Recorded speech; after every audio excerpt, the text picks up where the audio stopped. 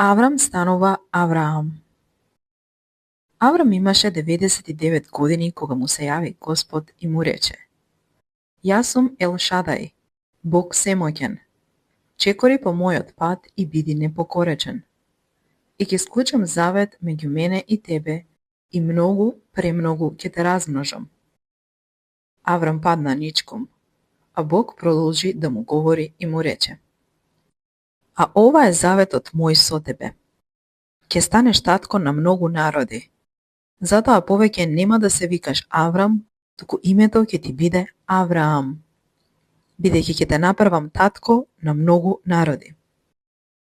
А и многу премногу ќе те умножам и ќе издигнам од тебе многу народи и цареви ќе произлезат од тебе. И ќе го поставам заветот мој меѓу мене и тебе и меѓу твоите потомци по тебе и во нивните родови.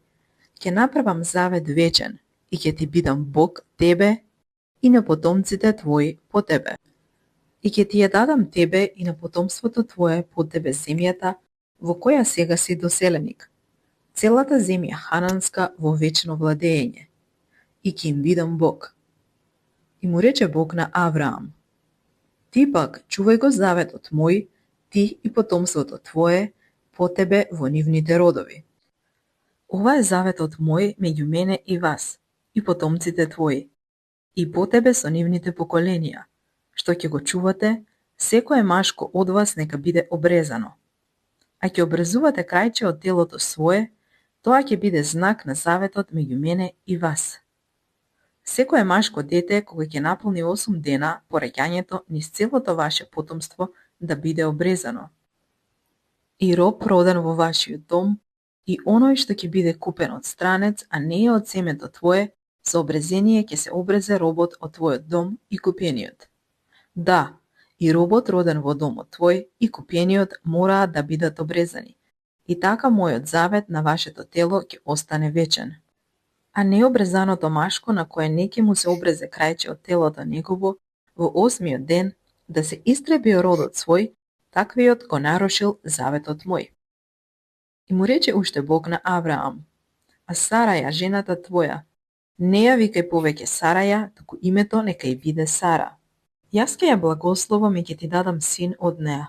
Ќе ја благословам и народи ќе потекнуваат од неа, и цареви на народи ќе излезат од неа. Тогаш падна Авраам ничком и се насмеа велејќи во себе: Како може на човек од 100 години да му се роди син? Зарем Сара на 90 години ќе роди? И Авраам му рече на Бога: О, барем Исмаел да биде жив пред лицето твое. А Бог му рече на Авраам: Навистина, Сара, жената твоја, ќе ти роди син, и ќе го наречеш со име Исак, и ќе направам заветот мој со него да биде завет вечен, и да му бидам Бог на потомството негово по него. А и за Исмаел те послушав, ете го благословувам и ќе го направам плоден и многу ќе го умножам, многу, и ќе роди 12 кнезови и од него ќе произлезе голем народ. А заветот мој со Исак ќе го направам кога ќе ти го роди Сара, до година во ова време.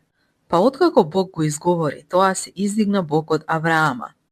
Авраам пак го зеде Исмаел синот свој, и сите родени во домот негов, и сите купени, и сите машки домашни, им обреза крајче од телото нивно во истиот ден, како што му рече Бог.